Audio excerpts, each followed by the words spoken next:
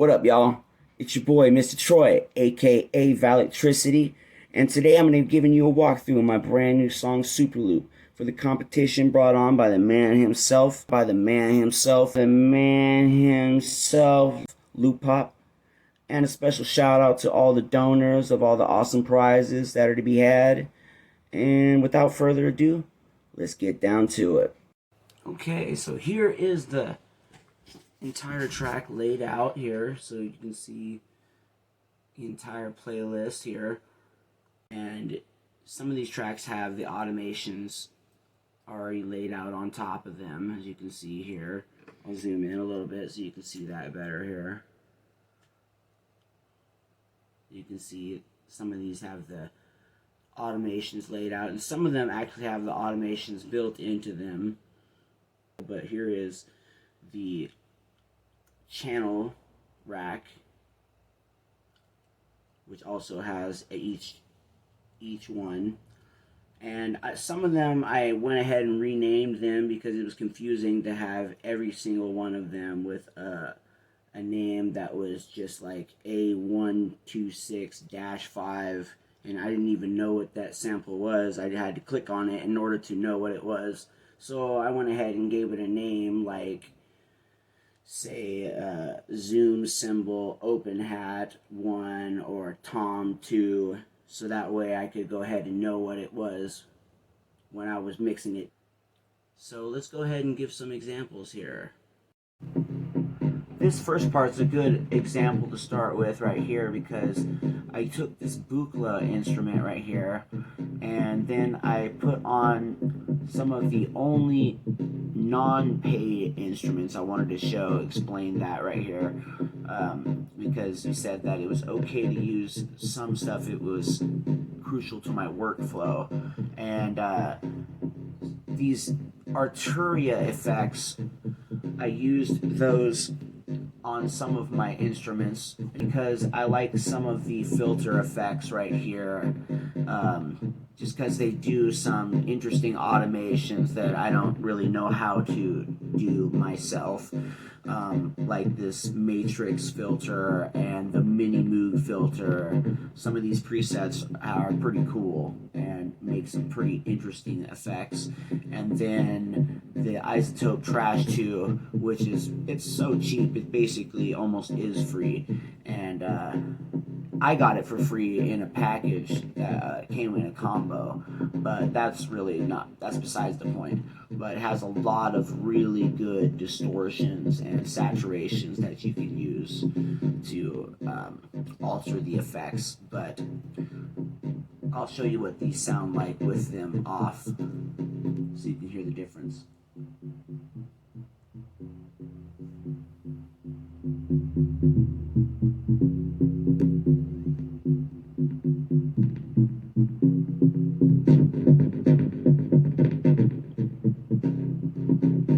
And that's basically that. Really adds a lot more flavor to it, especially the trash too. Okay, this next part right here is the bass line that I used for the main beginning part, I guess you would say, the first minute or a couple minutes. I used a 6-mod bass that I found. That's what it sounds like with all the effects turned on. I will turn them off real quick, and then I will show you what that sounds like without that.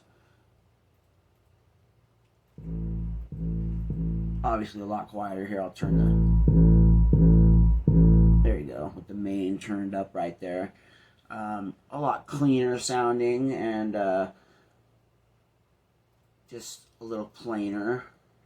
But I put on this, once again, the Arturia filter, the SEM filter, which is honestly probably my favorite effect from that SEM, or from the FX2 collection.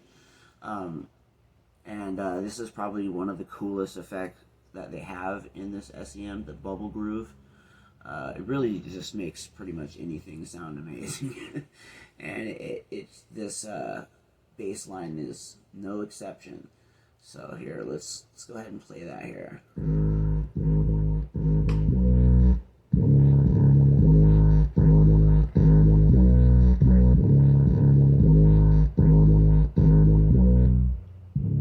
with the fast distortion turned off. This is Fruity Fast Distortion. Comes with Fruity Loops. A lot cleaner, but much better with the distortion. Alright. This part is actually just 3 parts here, or 3 plugins, excuse me. The decent sampler. The first part right here, we just got playing with the reverb from the plate reverb with about 30% wet setting on that, and then using tape delay. I did this with a manual automation and actually just tweaked the delay to create those crazy delay laser ping sounds. I don't know exactly what you would call that, but you know.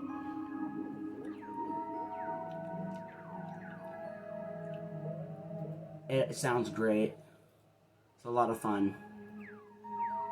For this next part, I pulled a sound from the Orbit 3 and then I just reversed it and put some effects on it, which I'll show you here in a second, but created a reverse riser out of it. And obviously cut it off at the end to create that nice little sound there.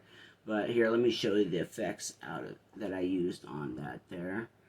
Go to the effects rack here. Yes, this wonderful little effect right here.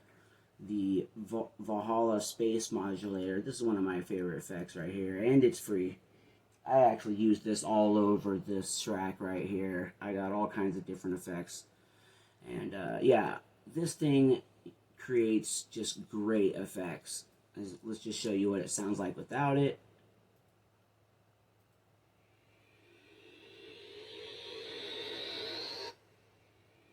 Yeah, quite a lot of difference. And then you throw it on. A lot better. And then right after that little riser there, I actually used this little sequence, these 2 effects right here.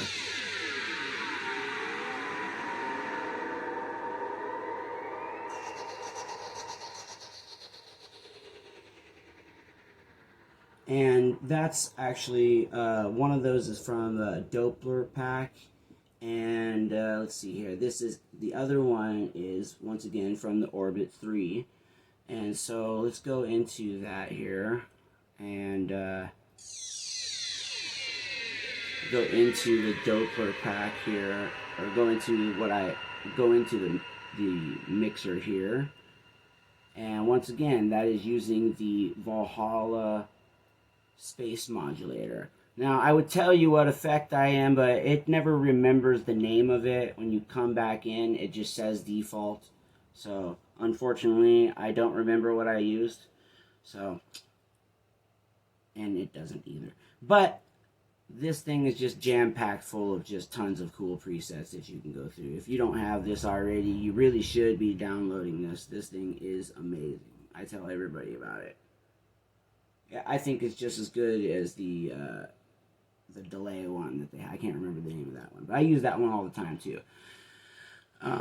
Anyways, so yeah, I use that, and I use Fresh Air and Parametric EQ on that. And then the other one was, let's see, it's this one. Okay, yeah, this one's got a lot of effects on it. This one actually has the Valhalla Space Modulator, and once again, I said that I used this a lot, and I really did, because it's so good. And it also has gross beat. Got that on reverse and quarter gate. And I also use Panamatic. I use that a lot to just kind of create space. Instead of just panning it to one side, I'll just use this to create auto panning. And then Fresh Air, and this is kind of my go-to compressor. It's not free, but I use it all the time. because it's honestly better than pretty much any other compressor that I have. And that's that for that effect. So let's find another one. So this instrument I particularly like, this lead sound right here. It's not showing me the name of the effect, but this Nymph's attack, Nymph is, I can't know exactly how to say that, but this dread box instrument. And I really like using this effect from Fruity Loops Image Line Destructor, using a little distortion, plus also using a filter with some automation, and then obviously adding in a little resonance. Just sounds great. Just adds in a little bit of edge to it, you know. I mean, it already sounds cool without it, you know. But it just doesn't have any bite. Add that in.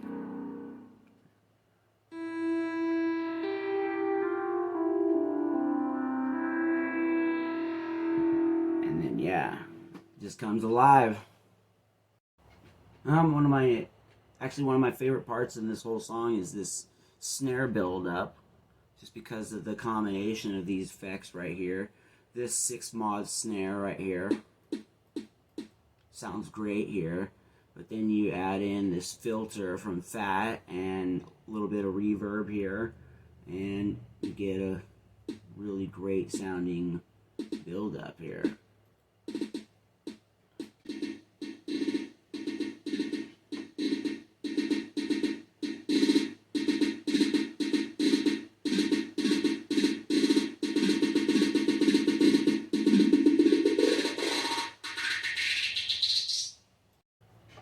This part right here, I think, was probably the most important part of the song.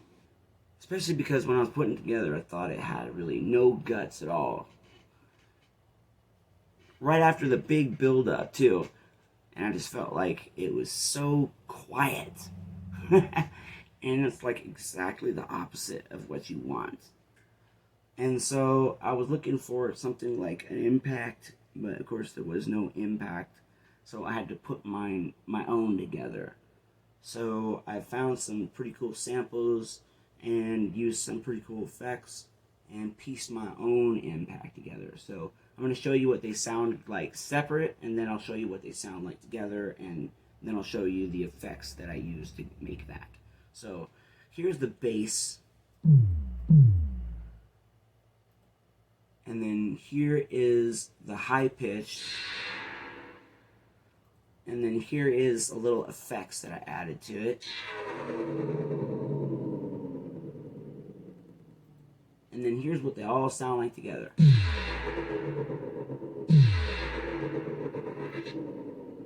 Pretty cool. The next part would really just be, I guess, the combination of parts here, I guess you could say. The Doppler riser combined with the impact that I created, and then the suction drop, which was really created by adding an automation with the volume drop on the master track. So let's show you that there.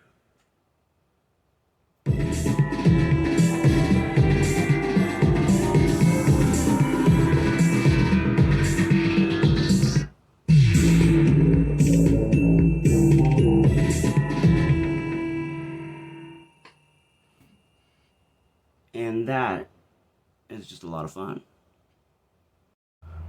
This next effect I used from the Zaps Plankton something or other kit. I can't remember all the names of that. I changed the name of it to Zaps Pressure because of the airy effect that it has. And this is what it sounds like without any effects added. Okay, and I put a couple of automations on it, and one of them was a simple left to right automation. One of them goes over slow one way and the other one goes really fast. So let's hear what it sounds like that. I just realized that since we're on a cell phone, you won't really hear what that sounds like. So let's not waste our time with that. The next part actually is what's interesting here, is that I changed it from having the airy effect there, and I added on Valhalla Space Modulator. And here's the difference between those sounds.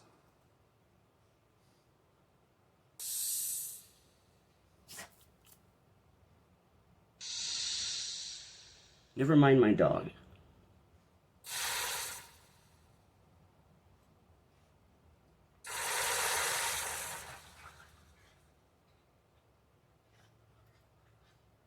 Good boys. Okay, and this next part is created using an instrument that was from the Nymphs, the Dreadbox Nymphs, and then I did an automation track using the Destructor, and I put on the wave folder distortion and used the filter to create that automation track with the cutoff, and then I used the Panomatic at 50 to create an LFO automation with the square shape, so that pans it out at 50. Yeah, and that creates a nice little lead sound. Like, it's not really a lead. Kind of like more like a bass type sound.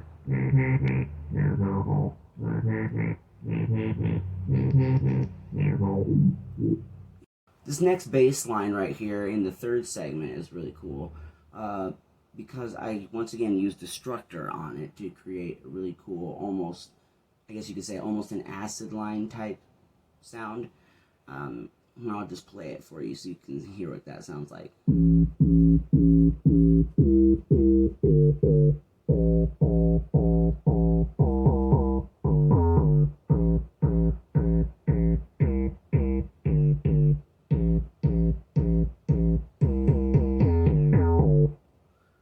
Right, and this is actually a track that I actually rendered down, so that's why you can see all the notes are already in place, and it's not one that's being played out in the piano roll.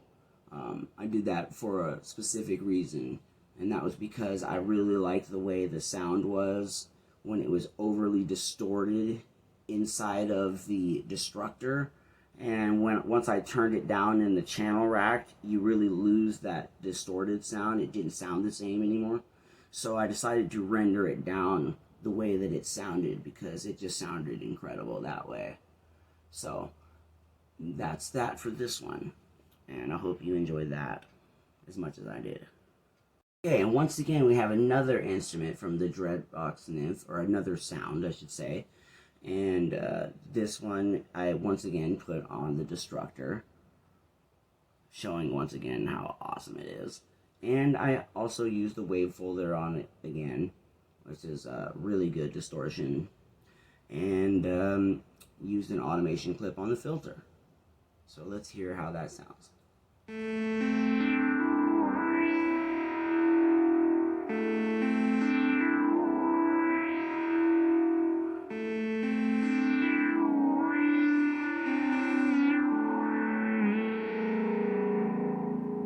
I forgot to mention also, there is another automation clip, and you probably noticed that as well, and that automation clip is actually built into it because I played it live, and you can see it right here, and that is a pitch automation. It goes down, then up, then down, and down again. Just a little pitch bend automations.